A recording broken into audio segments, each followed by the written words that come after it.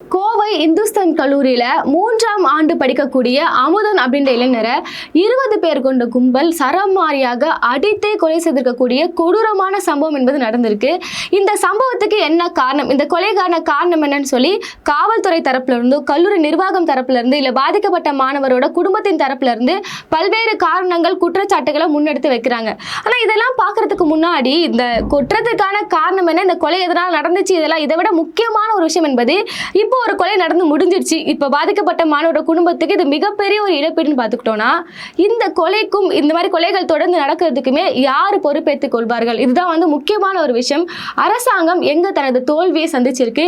இவ்வளோ இந்த காலகட்டத்தில் இப்போ ஒரு விஷயம் நடக்குதுன்னா, ஒரு குற்ற சம்பவம் நடக்குதுன்னா, பழைய காலம் மாதிரிலாம் கிடையாது. உடனடியாக காவல்துறைக்கு ஸ்பாட்ல நம்மளால ஒரு ஹெல்ப்லைன் மூலமாக தெரிவிக்க முடியும். இவ்வளோ விஷயம் இருக்கக்கூடிய சூழ்நிலையில ஒருத்தரை 20 பேர் கொண்ட கும்பல் பொதுவெளியில கிட்டத்தட்ட ஒரு கிரவுண்ட்ல வச்சு அடிச்சிருக்காங்க போல.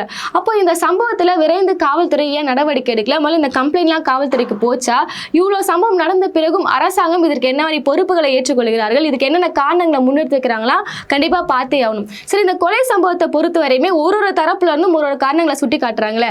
காவல்துறை தரப்புல இருந்து என்ன சொல்றாங்கன்னா, இந்த சம்பவம் நடக்கிறதுக்கு முன்னாடி அமுதனோட ஒரு 10 பேர் கொண்ட கும்பல் கேங்கா என்ன பண்ணிருக்காங்கன்னா, இவர் ஒரு ஹாஸ்டல்ல தங்கி படிக்கிறார், இந்த கல்லூரியோட ஒரு விடுதியில் இருக்கிறாரு.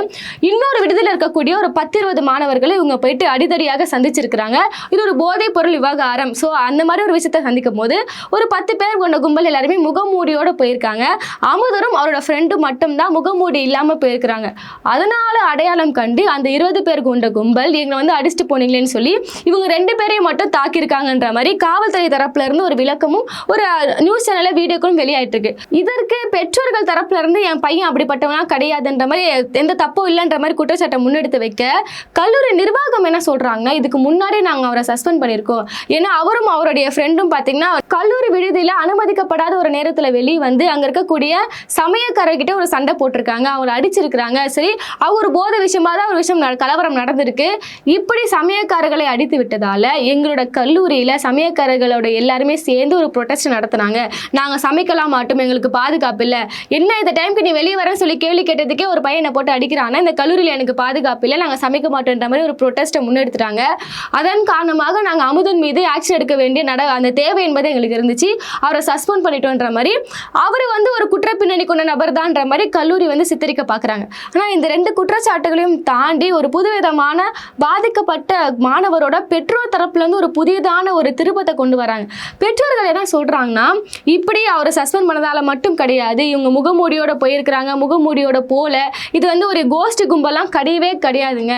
என்ன நடந்திருக்குன்னா, கல்லூரியில் யாரெல்லாம் இந்த போதைப் பொருளை பயன்படுத்துகிறாங்க அந்த கும்பலை நீ காட்டி கொடுக்கணும்னு சொல்லி உயிரிழந்த மாணவன் அமுதன் கிட்ட கல்லூரி நிர்வாகம் என்ன சொல்லியிருக்கிறாங்கன்னா, அவங்களோட லிஸ்ட் எல்லாத்தையுமே கொடு, யார் யார் என்ன மாணவர்கள்னு சொல்லி நீ எனக்கு எழுதி கொடுத்துட்டேன்னா உன்னை விட்டுறேன், அப்படி நீ எனக்கு எழுதி கொடுக்கலன்னா மேலே நான் ஆக்ஷன் எடுப்பேன், உன்னை சஸ்பெண்ட் பண்ணுவேன், அதுக்கு அடுத்த நடவடிக்கை நான் மேற்கொண்டுவேன்னு சொல்லி அவனை மிரட்டியதால, வற்புறுத்தியதால யாரெல்லாம் அந்த மாணவர்கள் சொல்லி என்னோட பையன் பேர் எழுதி கொடுத்துட்டான், இவன் ஒரு நம்பிக்கையில தான் கொடுத்துருந்தா, இப்போ அது இந்த விஷயத்தை வெளியே விட்டது யாருன்னு தெரியல, அது கல்லூரி நிர்வாகமா காவல்துறையான்னு தெரியல, அவங்க சொல்லி வற்புறுத்தி கேட்டதால தான் என் மகன் என்னை போட்டு கொடுக்க மாட்டாங்கன்ற நம்பிக்கையில கொடுத்துருந்தா, இப்படி போதைப் பொருள் பயன்படுத்தக்கூடிய ஒரு கும்பலை காட்டி கொடுத்ததால என் மகன் அடிச்சே கொண்டுட்டாங்க. இப்போ அவங்க தரப்புல என்ன முன்னெடுத்து வைக்கிறாங்கன்னா, இவனுங்களா இந்த போதைப் பொருளை பயன்படுத்துறாங்கன்னு சொல்லி ஒரு லிஸ்ட் கொடுத்தாங்களே, அவங்க நீ இந்த மாதிரி என்ன பண்ணிட்டல, இப்போ என்னை காட்டி கொடுத்துட்டல, என்னால இனிமேட்டு இந்த விற்பனையும் செய்ய முடியாது, எப்படியோ நான் ஜெயிலுக்கு தானே போக போறேன், உன்னை சாகடிச்சிட்டே போறேன்னு சொல்லி அதனால தான் இந்த கொலை நடந்திருக்குன்னு சொல்லி பெற்றோர்கள் தரப்புல இருந்து ஒரு குற்றச்சாட்டை முன்னெடுத்து வைக்கிறாங்க. இதுக்கு முழுக்க காரணம் கல்லூரி நிர்வாகம் தான் சொல்றாங்க. ஏன்னா இப்போ கூட போயிட்டு வந்திருக்காங்கல்ல, இப்போ 2 பேரை அவங்க அடிச்சு எடுத்துட்டு போயிருக்காங்க. ஒருத்தன், அதாவது அமுதனோட நண்பன், இன்னொரு பையனை அவங்க அடிச்சு விரட்டி இருக்காங்க, நீ உயிரோட போயிடு, எனக்கு இவனை மட்டும் தான் அடிச்சு சாகடிக்கணும்னு சொல்லியிருக்காங்க. இது எப்படி ஒரு கோஷ்டி சண்டையாக மாறும்? அப்போ திட்டமிட்டு என்னோட பையன் உன்னை காட்டி கொடுத்துட்டாங்கன்னு சொல்லி தான் இப்படிப்பட்ட ஒரு கொலை என்பது நடந்திருக்குன்னு சொல்லி முழுக்க காரணம் இதுக்கு கல்லூரி நிர்வாகம் சொல்லி இவ்வளவு குற்றச்சாட்டை முன்னெடுத்து வைக்கிறாங்க. இப்போ இதெல்லாம் விசாரணை தான் நம்மளுக்கு தெரியும். ஏன்னா ஒரு தரப்புல இருந்து ஒரு விதமான ஒரு குற்றச்சாட்டுகள் என்பது நம்மளுக்கு வருது, எது உண்மைன்னு தெரியல. ஸோ இவ்வளோ ஒரு கொடூரமான ஒரு சம்பவம் நடந்திருக்குல்ல, இப்போ இந்த கொலை எதுக்காக நடந்துச்சு, அமுதன் மீது தப்பு இருக்கா இல்லையா, அது எல்லாமே தாண்டி இவ்வளோ ஈஸியாக இப்போ தொடர்ந்து பார்த்தீங்கன்னா சட்ட ஒழுங்கு என்பது எந்த விதத்தில் இருக்குன்ற புரிஞ்சுக்க முடியுது. ஒரு கொலையை ரொம்ப ஈஸியாகவே செஞ்சு முடிச்சிடுறாங்களே. இப்படி ஒரு பையனை கொண்டு போய் நம்ம அடித்து சாகடிக்கிறோம் என்றால் நம்ம மீது சட்டம் பாயும், காவல்துறை நம்ம மீது நடவடிக்கை நடவடிக்கை எடுக்கும் அப்படின்னு ஒரு அச்சமே இல்லாம இப்படிப்பட்ட சம்பவங்கள்லாம் நடக்குது. இதுதான் கேள்விக்குறியான விஷயமா இருக்கு. இப்போ இவ்வளவு விஷயங்கள் நடக்குது இல்ல, அமுதனுக்கு இப்படிலாம் நடக்கும்போது இப்போ கல்லூரி தரப்புல இருந்து என்ன சொல்லியிருந்தாங்கன்னா, இந்த மாதிரி வந்து காலேஜ்ல ஒரு கலவரம் ஆயிடுச்சு, இவர் வந்து சமயக்காரர் அடிச்சுட்டாங்க, அதனால நாங்க என்ன பண்றோம்னா அவரை சஸ்பெண்ட் பண்ணோம்னு சொன்னாங்களே. அந்த சமயத்துல இப்படி ஒரு குற்றச்சாட்டு நடக்கும் போதே இப்போ காலேஜ்ல பல்வேறு பிரச்சனை எல்லாம் போயிருக்கும், வாய் தகரா போகும்போது எல்லாத்துக்குமே போலீஸ் போய் கம்ப்ளைண்ட் பண்ண முடியாது. இது எப்போ அடித்தடியாக போகுதோ அப்பவே நீங்க போலீஸ் ஸ்டேஷன் கிட்ட நீங்க இன்ஃபார்ம் பண்ணிருக்கணும்ல, காவல்துறை கிட்ட கம்ப்ளைண்ட் கொடுத்துருக்கோம்ல. அப்போ தனது கல்லூரி மீது எந்த ஒரு கெட்ட பேர் வந்துடக்கூடாதுன்ற காரணத்துக்காக நீங்க அதை அப்பயே ஸ்டாப் பண்ணிக்கீங்க. இன்னொரு விஷயம் என்ன பார்த்தீங்கன்னா, இந்துஸ்தான் கல்லூரியில ஆல்ரெடி இந்த மாதிரி நிறைய சம்பவங்கள் நடந்திருக்கு. நிறைய குற்றச்சாட்டுகளும் அந்த கல்லூரியில தொடர்ந்து இந்த மாதிரி நடக்குதுன்னு சொல்லி பல்வேறு குற்றச்சாட்டுகள் இருக்கு. இப்படி இருக்கக்கூடிய சூழ்நிலையில காவல்துறைக்கு இதுக்காக நீங்க சொல்லல, இப்படி தொடர் சம்பவங்கள் நடக்குதுல, பொது வழியில வெட்டி கொள்றாங்க. இதே சமீபத்தில் இன்னொரு நியூஸ் பார்த்தீங்கன்னா, ஒரு 3 பேர், அதாவது 17 வயசு சிறுவன் உட்பட 3 பேர் மது அருந்துறாங்க. மது சண்டையில ஏற்பட்ட அந்த போதையில் ஏற்பட்ட ஒரு தகராறுல இன்னொரு கூட வந்திருக்கக்கூடிய ஒரு நபர், அவனும் பார்த்தீங்கன்னா 22 வயசு கொண்ட ஒரு வாலிபன் தான், அவனையும் அடிச்சு கொள்றாங்க. இப்போ இவ்வளோ விஷயங்கள்லாம் ரொம்ப ஈஸியாக நடக்குது. இப்போ தமிழ்நாட்டில் சட்ட ஒழுங்கு என்பது, நான் ஏதாவது ஒரு கொலை செஞ்சாலும் என் மீது வந்து பழி வராது, அது அவ்வளோ பேச்சு பொருளாக இருக்காது. ஏன்னா இப்போ சட்ட ஒழுங்கு சார்பாக ஏதாவது ஒரு குற்றங்கள் நடந்தால் அது தாவேக அரசின் மீது பழியாக போயிடும், அதனால இது ஒரு பெரிய நியூஸாக ஆக்க மாட்டாங்கன்னு சொல்லி கிரிமினலுக்கே இப்போ ஒரு மைண்ட் செட் வந்துருச்சுன்றதா ஒரு விஷயமா இருக்கு. இப்போ நான் சொல்லியிருந்தால, ஒரு 2 பேர் சேர்ந்து குடிபோதை தகராறுல 22 வயசு கொண்ட ஒரு நபரை அடிச்சு வெட்டி சாவடிக்கிறாங்கன்னா, இந்த நியூஸ் என்பது தமிழ்நாட்டில் எவ்வளோ பரபரப்பாக பேசப்பட்டிருக்கணும். ஆனால் அந்த டைம்ல இங்கே இருக்கக்கூடிய செய்தி நிறுவனங்கள் எதை வந்து ரொம்ப பிரம்மாண்டமான ஒரு செய்தியாக மாற்றினாங்கன்னா, ஜனநாயகன் படத்தை பார்த்துவிட்டு தனது மகள் தனக்கு நடந்த இந்த பாலியல் சீண்டலை வந்து அப்பா கிட்ட தெரிவிச்சிட்டான்ற ஒரு செய்தியை பிரம்மாண்டமாக போட்டு அது பெரிய நியூஸாக மாற்றுறாங்க. இப்படி ஜனநாயகன் படத்தில், அதாவது முதலமைச்சர் விஜய் அவர்களோட படத்தின் மூலியமாக ஒரு நல்ல விஷயம் நடக்குதுன்னா அதை ஹைலைட் பண்ணி காட்டுறீங்களே. இதே ஜனநாயகன் பட பாணியில் இன்னொரு இடத்துல பார்த்தீங்கன்னா ஒரு கொலையை செஞ்சுட்டு அந்த கோடாலியை நக்கி ரீல்ஸ் எடுத்து போடுறாங்க. அப்போ இந்த செய்தியை செய்தி நிறுவனங்கள் எவ்வளோ பெருசாக மாற்றிருக்கணும். அப்போ இங்கே இருக்கக்கூடிய செய்தி நிறுவனங்களும் என்ன பண்ணுறாங்கன்னா, எந்த நியூஸ் நம்ம ஹைலைட் பண்ணி காட்டணும், எதை அப்படியே மூடி மறைக்கணும்னு சொல்லி செய்தி நிறுவனங்களுக்கும் தெரியுதுன்றதான் இன்னொரு மோசமான ஒரு விஷயமா இருக்கு. சரி, இவ்வளோ விஷயங்கள் நடந்திருக்கு. இப்போ ஒரு குற்றச்சாட்டை ஒரு தரப்புலேருந்து முன்னெடுத்து வைக்கிறாங்க, எந்த ஒரு முடிவுக்கும் நம்மளால வர முடியல. ஏன்னா எல்லா தரப்பிலிருந்து வரக்கூடிய குற்றச்சாட்டுகள் என்பது ஏதோ ஒரு வகையில் ஏதோ ஒரு லாஜிக் மிஸ் ஆகக்கூடிய விஷயமா தான் இருக்கு. கல்லூரி நிர்வாகத்தை பொறுத்தவரையுமே முழு குற்றச்சாட்டும் முழு தப்புமே அவங்க மீது தான் இருக்கு. இப்படி ஒரு விஷயங்கள் தொடர்ந்து நடக்குதுன்னா அவங்க எவ்வளோ விரைந்து நடவடிக்கை எடுத்திருக்கணும், காவல்துறைக்கு இன்ஃபார்ம் பண்ணியிருக்கணும். ஆனால் கல்லூரி நிர்வாகமும் ஏதோ மறைக்கிற மாதிரியான சில விஷயங்கள் தெரியுது அப்படின்ற விமர்சனங்களும் தொடர்ந்து வர ஆரம்பிச்சிருக்கு. இதெல்லாம் ஒரு முழுமையான விசாரணை நடந்து முடிஞ்சாதான் என்ன ஆக்சுவலாக நடந்திருக்குன்றதை நம்மளால் புரிஞ்சிக்க முடியுது.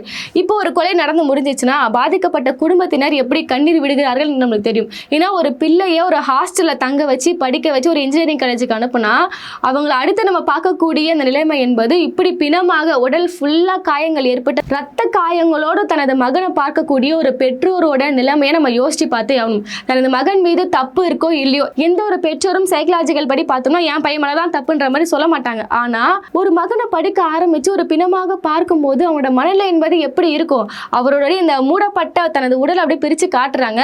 அவங்களோட கண்ணீருக்கு இந்த அரசு எந்த அளவுக்கு பதில் சொல்லணுன்றதான் உண்மையாக பார்க்க வேண்டிய ஒரு விஷயமா இருக்கு. இது குறித்து எதிர்க்கட்சி தலைவர் உதயநிதி ஸ்டாலின் சட்டமன்றத்தில் ஒரு சிறப்பு கவன தீர்மானத்தை கொண்டு வந்தார். அதற்கு இந்த அரசு தரப்புலேருந்து நியாயமாக என்ன சொல்லியிருக்கணும்னா, இவ்வளோ ஒரு கொடுமையான ஒரு விஷயம், அதாவது தாவேக அரசின் கீழே நாங்கள் வந்துட்டா தமிழ்நாடு தூய்மையாக இருக்கும், சட்ட ஒழுங்கு அப்படி சிறப்பாக இருக்கும்னா சொல்லிட்டு இப்படி ஒரு விஷயம் எங்கள் ஆட்சியின் கீழே நடந்திருக்கா, நாங்கள் இதை முழுமையான ஒரு விசாரணைக்கு உட்படுத்துகிறோம், இதுக்கு ஒரு தனி குழுவை அமைக்கிறோம், பாதிக்கப்பட்ட குடும்பத்துக்கு நாங்கள் நீதி வாங்கி தரோன்ற மாதிரி இப்படி தான் ஒரு சட்டமன்றத்தில் எதிர்க்கட்சி தலைவர் கேட்கும் போது அவங்க பதில் சொல்லியிருக்கணும். ஆனால் இதற்கு பள்ளிக்கல்வித்துறை அமைச்சர் ராஜ்மோகன் இருந்து எப்படி பதில் சொல்றாங்கன்னா, இது ஒரு கோஷ்டி மோதல்னு சொல்லி சிம்பிளா முடிக்கிறாரு. அதாவது இந்த ஒரு சம்பவத்துக்கும் அரசாங்கத்துக்கும் எந்த ஒரு சம்மந்தமும் கிடையாது, அது ஒரு தனிநபர்கள் அடிச்சு கொண்டாங்க, சும்மா அங்க ஒரு 10-20 பேர் மாத்தி மாத்தி அடிச்சுக்கிட்டாங்க, ஒரு உயிர் போயிடுச்சு, அவ்வளவுதான், இது ஒரு கோஷ்டி மோதல், எங்களுக்கும் இதுக்கும் எந்த சம்மந்தமும் இல்லை, சட்ட ஒழுங்கா கட்டுப்படுத்தக்கூடிய கட்டாயம் என்பது எங்க கிட்ட இல்லைன்ற மாதிரி பொறுப்பே இல்லாம பள்ளிக்கல்வித்துறை அமைச்சர் ராஜ்மோகன் பதில் சொல்லியிருக்கிறாரு. நான் உண்மையாக இப்படி ஒரு உயர்கல்வித்துறை, அதாவது இது காலேஜில் தானே இந்த மாதிரி ஒரு இன்சிடென்ட் நடந்திருக்கு, ஒரு கல்லூரி மாணவருக்கு நடந்திருக்குது என்றால் இதற்கான முறையான ஒரு பதிலை யார் கொடுத்துருக்கணும்? உயர்கல்வித்துறை அமைச்சர் விஸ்வநாதன் கொடுத்துருக்கணும். ஆனால் இதற்கான பதிலை அமைச்சர் ராஜ்மோகன் கொடுக்குறாரு. அப்போ ஒரு இந்த அரசாங்கத்தை பொறுத்த வரையுமே அந்த சிஸ்டமே சரியா இல்லை. எந்த ஒரு துறைக்கு யார் பொறுப்பாக நடந்துக்கணும், யார் அதுக்கு பதில் சொல்லணும்னே தெரியாமல் இருக்கக்கூடிய இந்த சூழ்நிலையில் காவல்துறை மட்டும் என்னங்க பண்ண முடியும்? இப்போ ஒரு அரசு என்பது இது ஒரு கோஷ்டி முதல்ல முடிக்க பார்த்தாங்கன்னா காவல்துறையோட நிலைமை என்னவா இருக்கும்? அது ஆமா, அதை நியாயப்படுத்தக்கூடிய இடத்துல தானே காவல்துறை அடுத்த கட்ட நகருக்கு நகருவாங்க. இப்போ அரசு என்ன சொல்லிடுச்சுன்னா அது ஒரு கோஷ்டி முதல்னு சொல்லிட்டாங்க. அப்ப காவல்துறை எப்படி இன்னொரு அடுத்த கட்ட விசாரணைக்கு போவாங்க? உள்ள போயிட்டு இல்லைங்க இது ஒரு கோஷ்டி முதல் கிடையாது, இல்ல கல்லூரி நிர்வாகம் சம்பந்தப்பட்டிருக்கு, இல்லைன்னா மாணவர் பின்னாடி இவ்வளவு பின்னணி இருக்குன்னு சொல்லி எப்படி காவல்துறை விசாரிச்சு ஒரு ஸ்டேட்மெண்ட்டை கவர்மெண்ட் சொல்றதுக்கு அகைன்ஸ்டா ஒடுக்க முடியும்? இது ஒரு நியாயமான ஒரு விஷயம் இல்ல. அப்ப இந்த அரசை பொறுத்தவரையுமே தனது ஆட்சியின் கீழே சட்ட ஒழுங்கு சரியில்லை என்றா இந்த மாதிரி தொடர்ந்து சம்பவங்கள் நடந்துச்சுன்னா அதற்கு துளி கூட பொறுப்பேற்றுக் கொள்ளாமல் பாதிக்கப்பட்டவர் மீது திருப்பி விடக்கூடாது என்பது ஆரம்ப காலகட்டத்தில இருந்தே இவங்க ஆட்சி பிடிச்சதுல இருந்தே தொடர்ந்து நடந்துட்டு இருக்கு. இதே கோவையில தான் 10 வயது கொண்ட சிறுமி பாலியல் வன்கொடுமைக்கு உட்படுத்தி கொடூரமான ஒரு முறையில கொலை செஞ்சிருந்தாங்க. இந்த கொலையை பத்தி தாவேக அரசு பொறுப்பேற்றுக்கோங்க, என்ன நடந்துச்சுன்னு கேளுங்க, உங்க ஆட்சிக்குள்ள தான் சட்ட ஒழுங்கு இப்படி இருக்கு, அட்லீஸ்ட் இதுக்கு நாங்க பொறுப்பேற்றுக்கிறேன், நடவடிக்கை எடுக்கிறேன், பாதிக்கப்பட்ட குடும்பத்துக்கு தேவையான நீதியை வாங்கி கொடுக்குறேன், இப்படி ஏதாவது ஒரு நடவடிக்கையில தாவேக அரசு ஈடுபடுமான்னு பார்த்தா இது அப்படி எப்படி திசை திருப்பி விட்டாங்கன்னா சம்மந்தப்பட்ட குழந்தை ஒரு 10 வயசு குழந்தைய நோக்கி கேள்வி கேட்கிறாங்க. எப்படி நீங்க தாவேக அரசை பார்த்து கேள்வி கேட்டுருவீங்க? அந்த சிறுமிக்கு அறிவு இல்லையா? ஒரு முட்டாய் கொடுத்தா போயிடுமா? முட்டாய்க்காக ஆசைப்பட்டுன்னு சொல்லி எவ்வளவு கீழ்த்தரமா அந்த குழந்தைய பேசக்கூடாதோ அப்படி பேசியிருந்தாங்க. ஒரு கட்டத்துக்கு மேல பாதிக்கப்பட்ட சிறுமியோட அம்மாக்கும் குற்றவாளிக்கும் தொடர்பு இருக்கு, அம்மா குடிச்சிருந்தாங்கன்னு சொல்லி இவ்வளவு ஒரு கேவலமான ஒரு காரியத்தை தாவேக செஞ்சுதான் நம்மளுக்கு தெரியும். பாதிக்கப்பட்ட குடும்பத்து தரப்புல இருந்து இல்ல இந்த அரசின் மீது ஏதாவது ஒரு குற்றச்சாட்டு வரும்போதெல்லாம் பாதிக்கப்பட்டவங்க மேலதாங்க தப்பு அப்படின்றது எல்லாமே திசை திருப்பக்கூடிய வேலைகளை தான் தொடர்ந்து பண்ணிட்டு வராங்க. இப்பவுமே இவ்வளவு மோசமான ஒரு கொடூரமான கொலை என்பது நடந்திருக்குன்னா ஒரு அரசு ஒரு தீர்மானம் கொண்டு வரும்போது நியாயமாக நாங்கள் விசாரணைக்கு உட்படுத்துறோம்னு சொல்லிக்கணும். ஆனால் என்ன பண்ணிட்டாங்கன்னா இது ஒரு கோஷ்டி முதல்ல முடிக்கிறாங்க. பாதிக்கப்பட்ட குடும்பத்தினோட அந்த தாய் கதறக்கூடிய வீடியோக்கெல்லாம் நம்ம பார்த்தா நிச்சயமா நம்மளுக்கு தெரியுது இப்படி ஒரு அரசால எப்படிங்க பேச முடியும் தான் நம்ம எல்லாம் ஆச்சரியப்படக்கூடிய வகையில் இருக்கு. ஒரு 20 பேர் கொண்ட கும்பல் ஒருத்தர் அடிச்சு கொள்றாங்கன்னா இது எப்படி ஒரு கோஷ்டி சண்டையாக இருக்கும்? இது எப்படி நீங்க ஒரு கோஷ்டி சண்டைன்னு முடிக்கிறீங்க? இதை நீங்க பொறுப்பேற்றுக்கவே மாட்டீங்களா? அப்போ இந்த அரசை பொறுத்தவரையுமே வெளிப்படையாக பல்வேறு குற்றங்கள் தொடர்ந்து நடந்துட்டே வருது. இப்போ நீங்க ஒரு அரசியல் ரீதியாக நீங்க ஒரு அரசாங்கமாக இப்படி ஒரு குற்ற சம்பவங்கள் நடந்தால் நாங்கள் கடுமையான நடவடிக்கை எடுப்போம், விரைந்து நடவடிக்கை எடுப்போம் நீங்க சொன்னீங்கன்னா அடுத்த குற்றங்கள் குறைவதற்கான வாய்ப்புகள் என்பது இருக்கு. ஒரு குற்றம் நடக்கும் போது அதற்கான அச்சம் என்பது இருக்கும்.